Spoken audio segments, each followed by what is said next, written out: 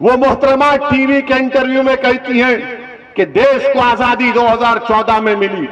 अगर वो बात मुसलमान कहता तो अब तक उस पर यूएपीए लग जाता। असदुद्दीन ओवैसी की सभा को जहां मेरठ में अनुमति नहीं मिल सकी, वहीं अलीगढ़ में भी जोर और मशक्कत के बाद एक दिन पहले देर रात अनुमति मिल सकी। उन्होंने कहा कि जालिम नहीं चाहते कि आम जलसा हो, लेकिन हम कामयाब हुए हैं। जब तक मुसलमान अपनी सियासी लीडरशिप नहीं बनाएंगे तब तक कुछ हो ही नहीं सकता।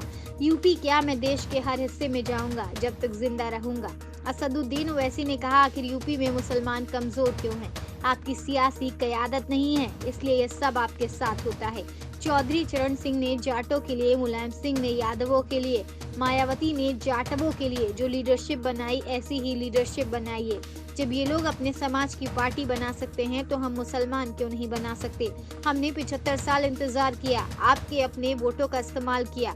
आपसे कभी वादा नहीं किया गया कि मस्जिदों की हिफाजत की जाएगी, मुसलमानों को बचाया जाएगा। जिसको आपने अपना नेता बनाया उसने आपके लिए क्या किया? ईमान को बेचने की नहीं, ईमान को मजबूत करने की जरूरत है। ओवैसी ने कंगना रनौत को लेकर कहा कि एक मोहतरमा कहती हैं कि देश को आज़ादी 2014 में मिली थी। ये बात कोई मुसलमान कहता तो अभी तत्काल राजद्रोह लगा दिया जाता, पुलिस ले जाकर पैर पर गोली मार देती। ये क्वीन है, आप किंग हैं। पाकिस्तान के मैच को लेकर अगर किसी ने कुछ लिख दिया तो बाबा ने कहा कि मुकदमा लिख जाएगा। देशद्रोह सिर्फ मुसलमानों के लिए या कुछ संविधान के खिलाफ है। अमित शाह को मुसलमानों का नाम लिए बिना नींद नहीं आती। जिन्ना वाले बयान पर ओवैसी ने कहा कि जिन्ना के बारे में क्या बोलना है, हमारा कोई ताल्लुक नहीं है, लेकिन ये लोग जिन्ना को ज्यादा जानते हैं। कासगंज घटना में पुलिसकर्मियों के विरुद्ध हत्या का मुकदमा दर्ज होना चाहिए, उनको जेल भेजना चाहिए, लेकिन मरने वाला मुसलमान है, इसलिए कुछ नहीं होगा। 2:30 बजे मृत्यु हुई और 4 बजे उल्टा अल्ताफ के खिलाफ मुकदमा लिख दिया। किसने मारा उसमें लिख दिया गया, ना मालूम। ऐसी सरकार चला रहे हैं बाबा। बाप से लिखवा लिया कि मैं खुश हूँ, जैसे योगी मोदी से लोग खुश हैं। हद तो ये हो गई कि एक मोहतरमा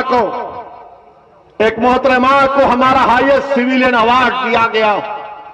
वो मोहतरमा टीवी के इंटरव्यू में कहती हैं कि देश को आजादी 2014 में मिली, 2014 में मिली। नहीं, थालियां मारने के लिए नहीं, सोचने बता रहा हूं। देखो आप, अगर वो बात मुसलमान कहता तो अब तक उस पर यूएपीए लग जाता।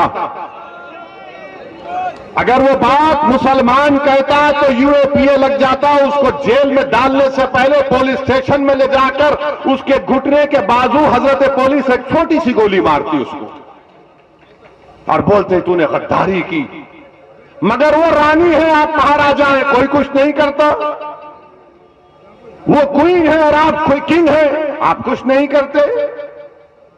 क्यों नहीं करते? अगर हमारे मुंह से अगर गलती से भी निकल जाता, किसी ने इंडिया पाकिस्तान के मैच में कुछ लिख दिया गलती से, तो बाबा ने कहा गद्दारी का इल्जाम लगा के जेल में भिजा दिया जाएगा। बोलो बाबा। मैं उत्तर प्रदेश के मुख्यमंत्री से पूछ रहा हूं, मैं देश के प्रधानमंत्री नरेंद्र मोदी से पूछ रहा हूं, क्या देश 47 में आजाद हुआ या 2014 में आजाद हुआ? बताओ। और अगर यह गलत है तो क्या देश के प्रधानमंत्री और उत्तर प्रदेश के मुख्यमंत्री गद्दारी का इल्जाम लगाएंगे सेडेशन का? क्या सेडेशन सिर्फ मुसलमानों के लिए? क्या सेडेशन सिर्फ नौजवान तालिब इल्म और तुलबा के लिए? क्या सेडेशन किसके लिए फिर? और फिर इससे बढ़कर बात यह कि यह संविधान के खिलाफ है। कैसे खिलाफ है?